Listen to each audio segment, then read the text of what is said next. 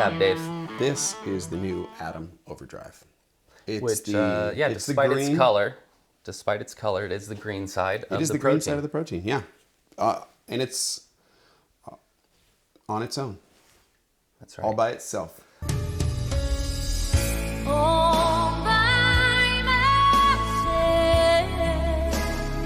We had lots of people asking for the blue side of the protein on its own, so we released the carbon, and we've had a lot of people asking for the green side on its own. So this is the make your own protein right here. This is a protein. And so if they want to spend more money, they can buy them each individually, yeah, and then have their own protein. If you put a protein in between these two, you would have achieved ultimate perfection, because you could stack two blues, or you could stack two greens. You could stack green and blue. You can use this one for the secret setting, and then use this one for the, well, we can't tell them about the blue secret setting. No, yeah. Yeah. I think that's if you just haven't off. played the carbon long enough to figure out the secret setting, you're going to need to spend a little more time with it. Oh, I gotta spend more time with you, yeah. Tell me about the green side, Dave, for the people that don't know. The green who side don't have a protein. So ATOM came to me years ago with a couple of pedals that he was using live that were working really well with all different kinds of backline. He had some things he wanted me to address about both the circuits, and we wanted it in one package. One of the pedals was a blues breaker type pedal, and the other pedal was a pedal that was based on a Noble's ODR-1, but had some of the inherent things that you didn't prefer about an ODR-1 fixed, that had gain and low end shifted around a little bit. But we started tweaking from there. And I didn't even know it was an ODR-1. Actually, well, until we bought an ODR-1 to begin messing with, I had never played an actual stock ODR-1. But I just knew I'd got this random pedal. It sounded really great, and I liked what it did. And I think you told me what it actually was when you looked inside. Yeah, we got into it and figured out, oh, this was a take on an ODR-1. So we started modifying an ODR-1, cutting the bass, lowering the gain, changing where the mid-range frequencies sat, altering that active EQ, and playing with the power section to give it, lots of dynamic, really responsive feel. Yep. Which is part of the reason that if you take this and run the, ATOM secret setting, you can, in front of an amp that is too quiet or too small, you can really make it beefy and feel like an amp that's turned up. It's really cool. That setting where you turn the drive most of the way down in the level, most of the way up, and adjust the tone to taste. Yeah, it makes everything feel a lot better, to me anyway. Yeah. But for the ODR-1 novices, because I didn't realize, I'd always seen them on session player boards, so I knew they must be pretty cool. But they always had the EQ pedal after it. Right. The Boss EQ, kind of restoring some of those mids. And I had no idea. Right. I just found a company that made cutting some of the lows. Yeah, that had kind of tweaked some of the issues. And you always see the gain knob at 1. Yes. Wait, do we call it gain or drive? I always forget. I don't remember what the ODR. What do we call it? Drive. Yeah, sorry. The drive knob very low. I apologize. So that's really I guess you could say, it's unknown. Yeah, because the origins that I didn't even know at the time. Right. I just thought it was a great pedal. Take an ODR-1 and run that EQ after it, run the gain way down, run an EQ after it to bump the mids up, cut the lows, all that. You have this really, it's not like a Tubescreamer, where a Tubescreamer, has got that really cool mid hump, and it's great for making a lead line poke out, but it's not like beefy rock sounds, right? Like this, you can approach Van Halen or Led Zeppelin or that cranked Marshall kind of a thing. It's not a Marshall in a box. I'm not trying to say that, but it does those sounds. It makes me feel like I could do those things. Yeah, I have definitely cranked the gain up, unstacked the channels on a protein, and gotten what felt like cranked plexi sounds to me, which I really like that. And what I like about it too, stacking it with some of the other pedals that we have, is that it doesn't sound, what's the technical term? It doesn't sound like butt rock to me.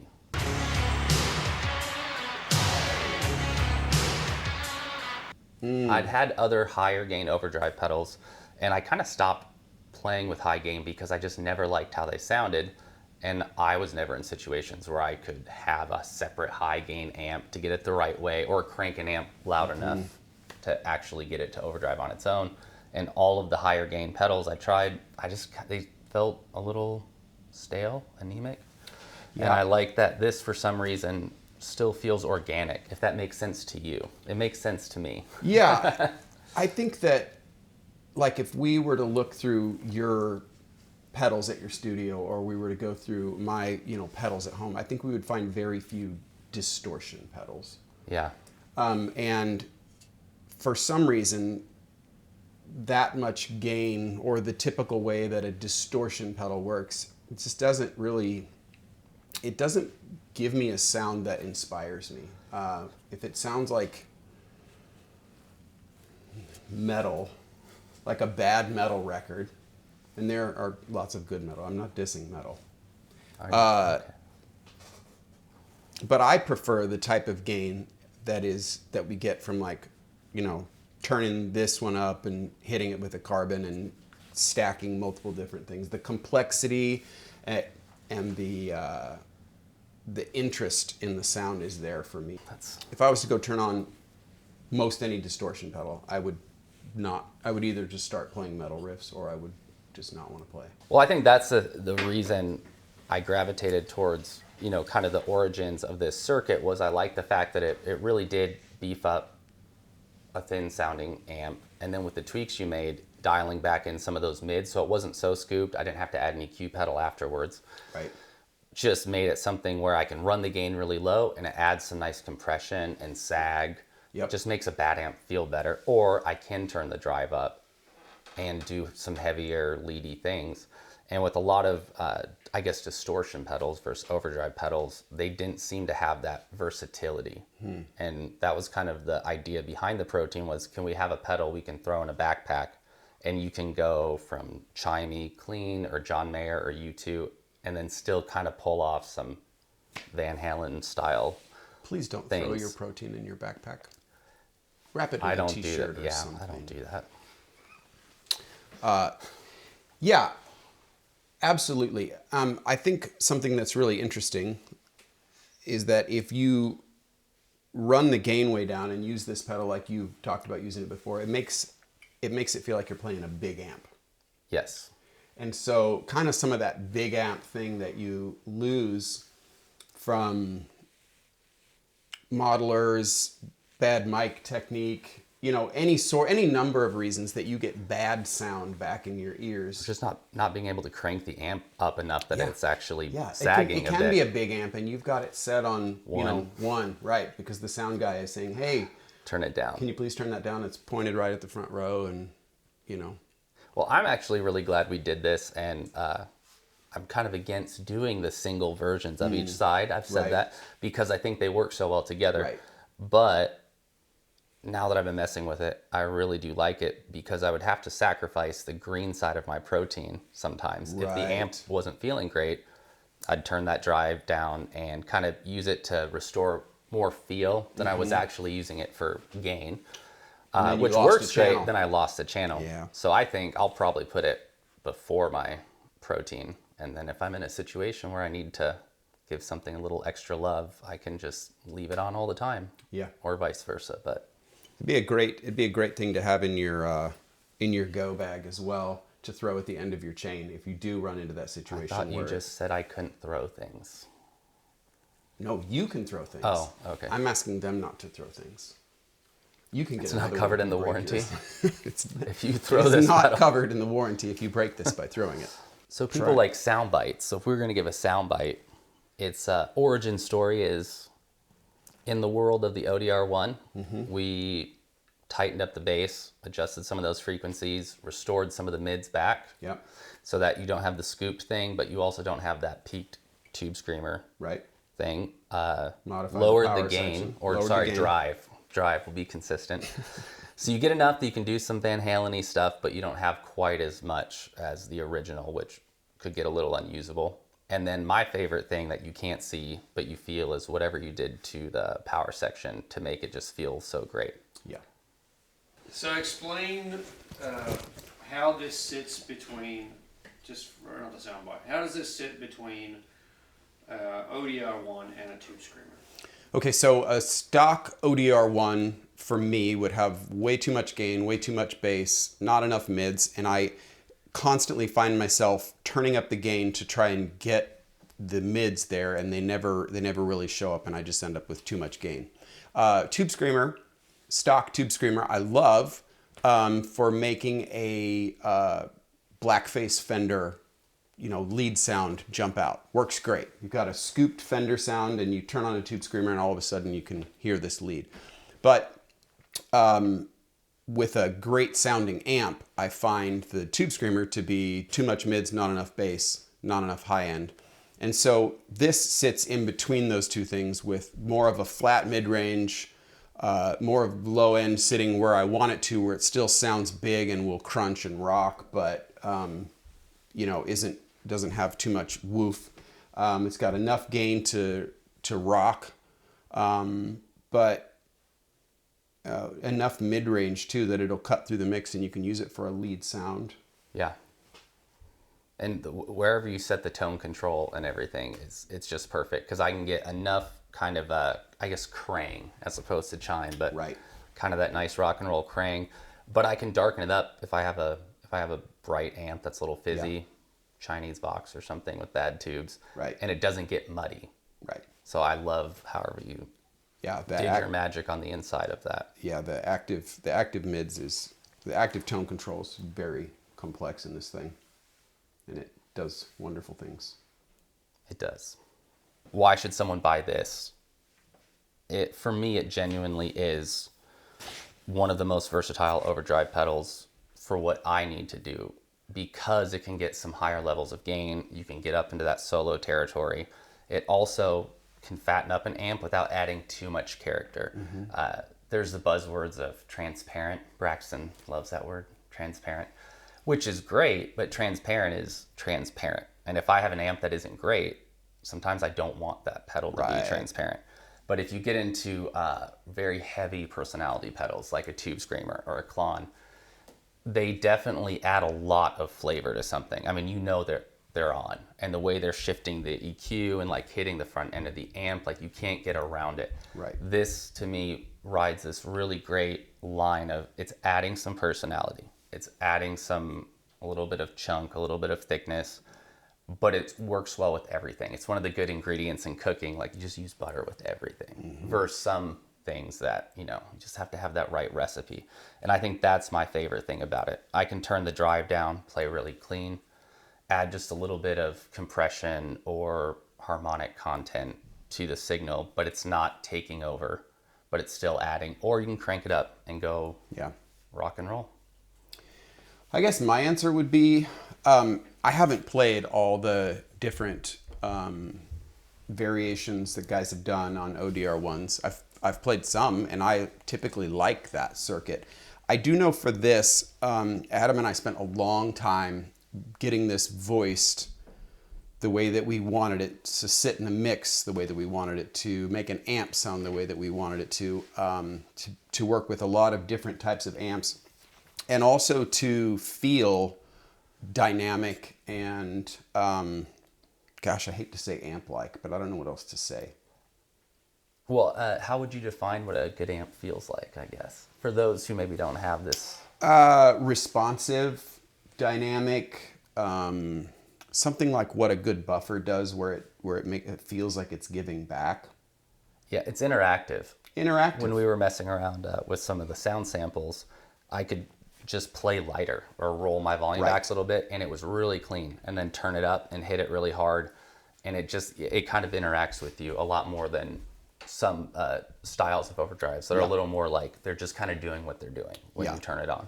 This pedal is very dynamic and interacts very much with the way that you play. If you play light, it's going to sound like you're playing light. If you turn your volume down, it's still going to be there, but it's going to be lighter, and it's very dynamic.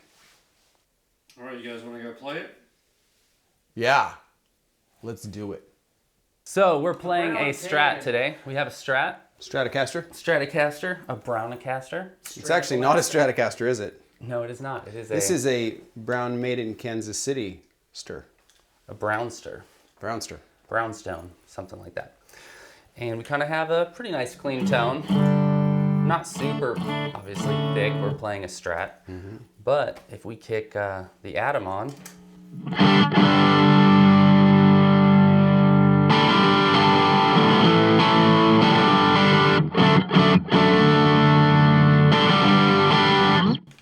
it's pretty chunky. Sounds amazing.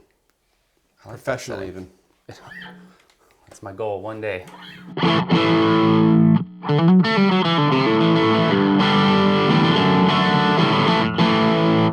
And I like it because it kind of takes a good clean sound, but a little on the thin side, and really adds some. Okay, so we're gonna go to a similar kind of setting on the ODR-1. I got the level down a little bit because the drive is hotter.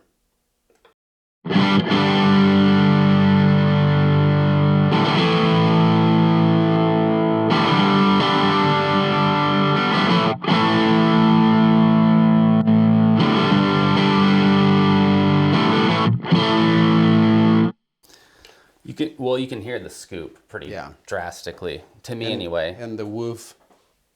It has woof and scoop. Woof and scoop. But not the good woof and scoop. It's not to my taste. Not to my taste. With the right amp, it could be. It needs more butter. Yeah, and you lost a little bit of that kind of. It's a technical word, crang, where you can kind of hear all the notes. Even playing like a major 7 or something, you can still hear it. It's pretty overdriven, but Let's try your secret setting.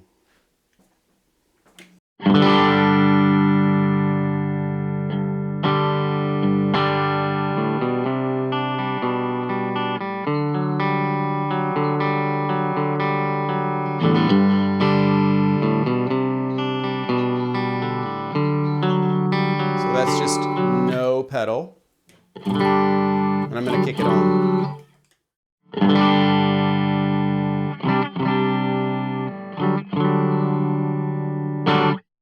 and you can feel it even more drastically. Then you can hear it, but yeah, I feel it. It's a little more forgiving to play.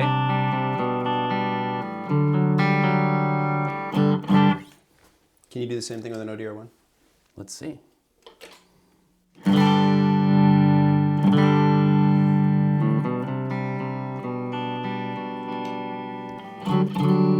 No pedal.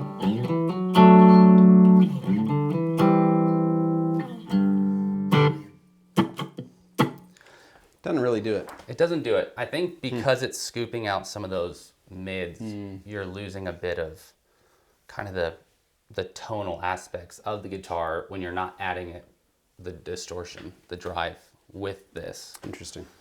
Maybe that's what it is. Let's see.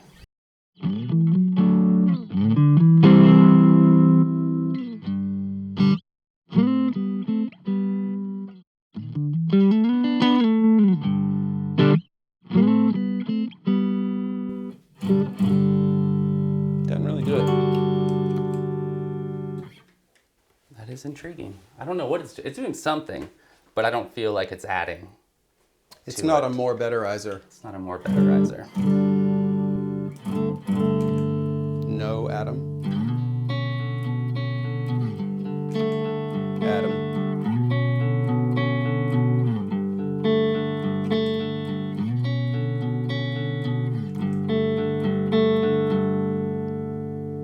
Interesting. Yeah.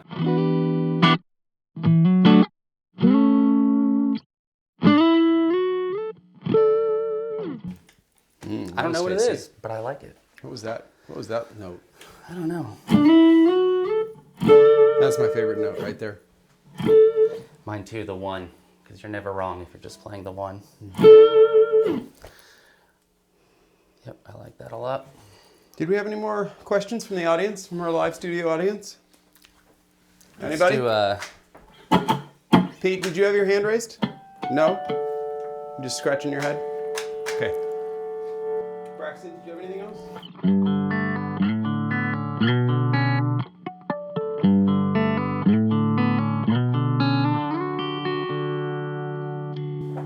the atom helps you cut through a mix better. Well, even when we turn the drive up, here, let's get, if I was to play it real hard.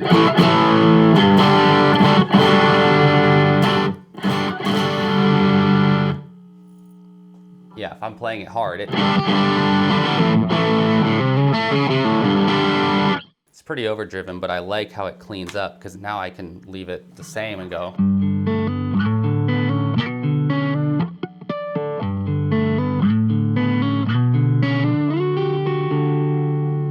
You still kind of get all those notes in there. I think that's what the old guys talk about, right? You know, using your volume control. I've heard of such things, that people used to do that in the ye old times of yore. And I do like that, especially in yore, the country of yore. But you can kind of do all those overtones with that much. Where do we got that drive set? Over half, right? Oh yeah. And if you play it's light, nearly to 2 o'clock now.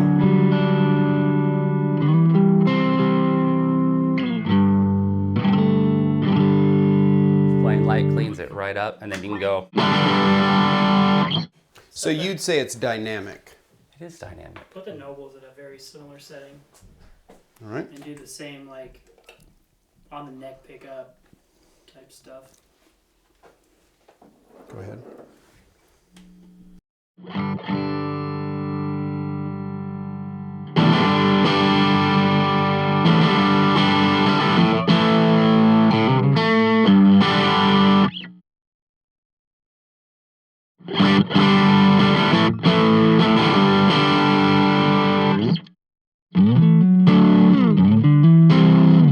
When I do that, the low end is overpowering the clean amp. Let me see if I can play lighter, just so we can make all things fair. You know, I don't want to play harder. Well, it doesn't have this. It doesn't have the same mid-range content, so it's just not.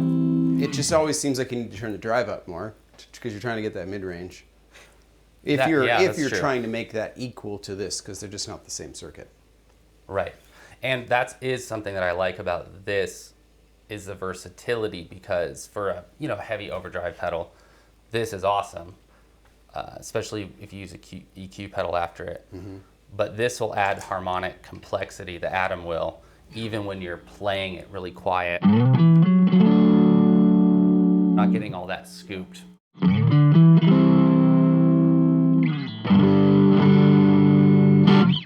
And then you can still, well, I won't even change it.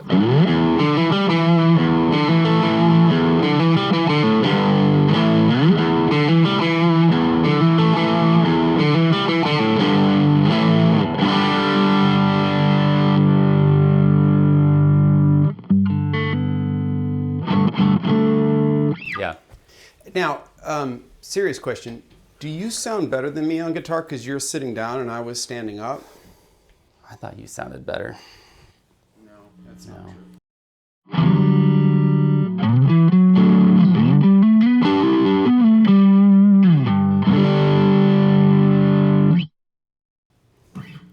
I like the, I like things that are simple and can do a lot of things.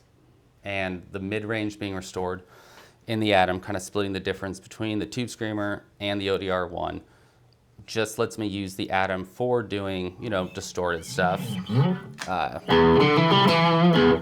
But it gives me just another tool to add some harmonics to whatever I'm doing, a little bit of complexity. I need to come up with another word. I know I use that word a lot. No, it's a good... But, I feel like restoring some of the mid-range for the Atom helped to restore my faith in humanity, if I'm honest. Do you feel like it did that for you? A little bit. I don't know if it edged you that way. I don't know. It edged me that way. All right. I mean, I'll take it.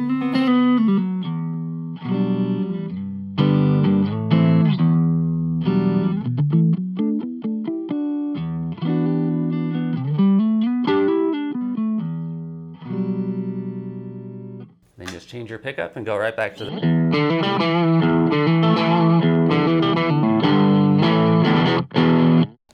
We have the drive set real low, but I still liked it. I did too. Thought it was real nice. Okay, so let's just, you just play a little bit and I'm just gonna go through some settings and we're not gonna talk. We're just gonna, I I want you to close your eyes, kids at home, grown men and women, people. I just want you to feel, okay? Just close your eyes and feel this. It kind of scares me. All right.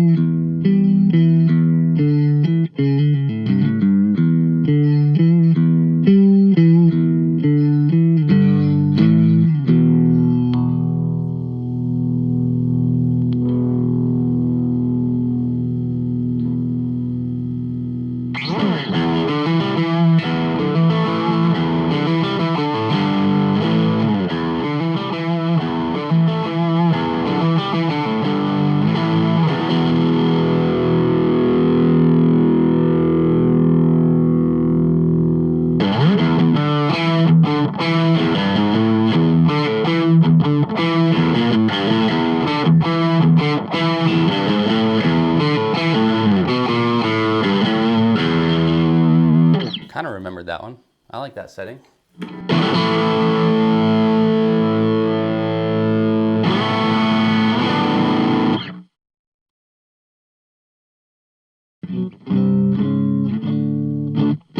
just was noticing.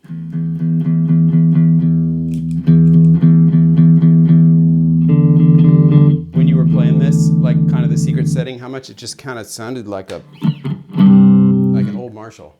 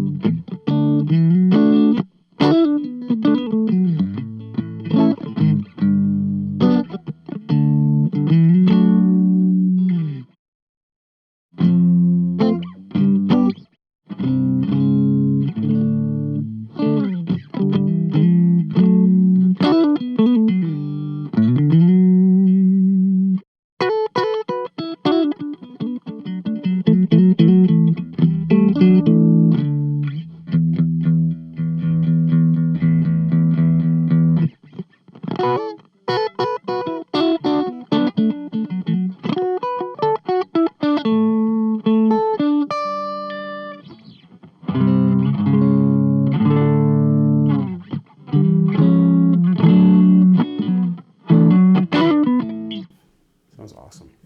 What do we got here?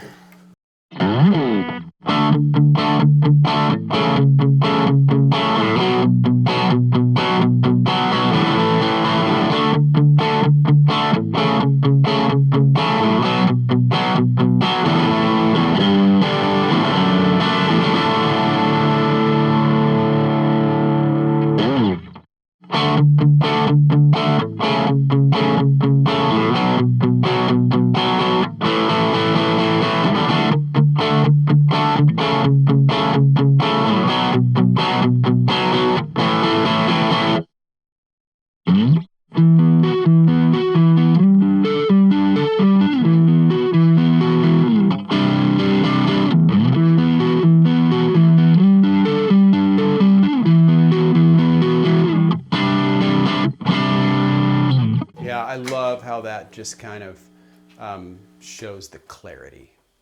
Like we're on the neck pickup. You're on the neck pickup, tons of drive and all the not just the fundamentals, but the overtones that are coming through. Yeah, you kind of get all of those, even like, that is something I like a lot about that circuit. You can even do, you know, like,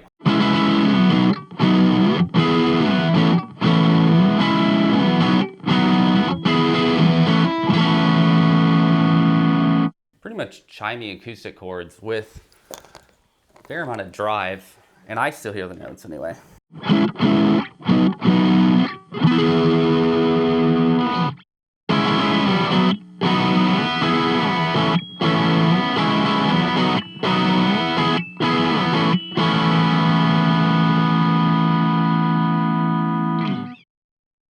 What's our word? Dynamic? Interactive. Maybe we should call it interactive.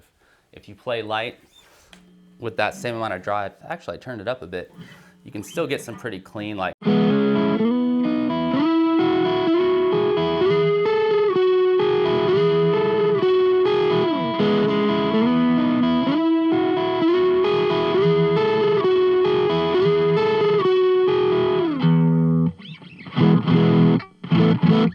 yeah. Real nice. That's kind of a vibe. We can go back to our lower drive setting.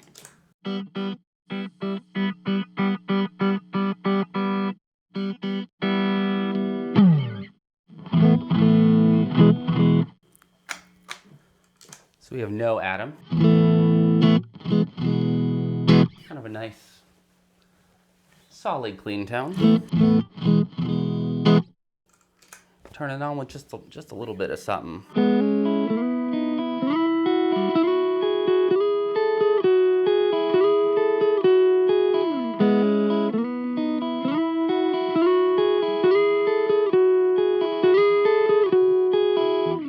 Yep, I like that clarity a lot. Me too.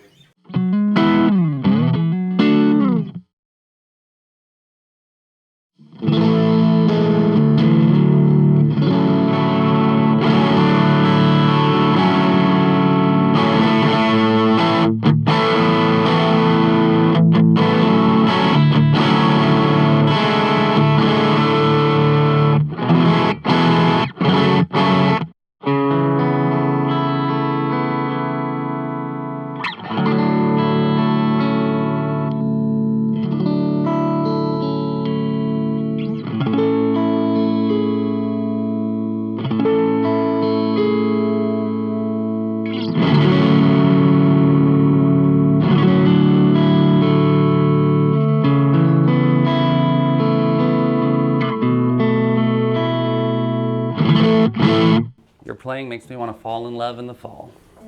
I just want to be in your band.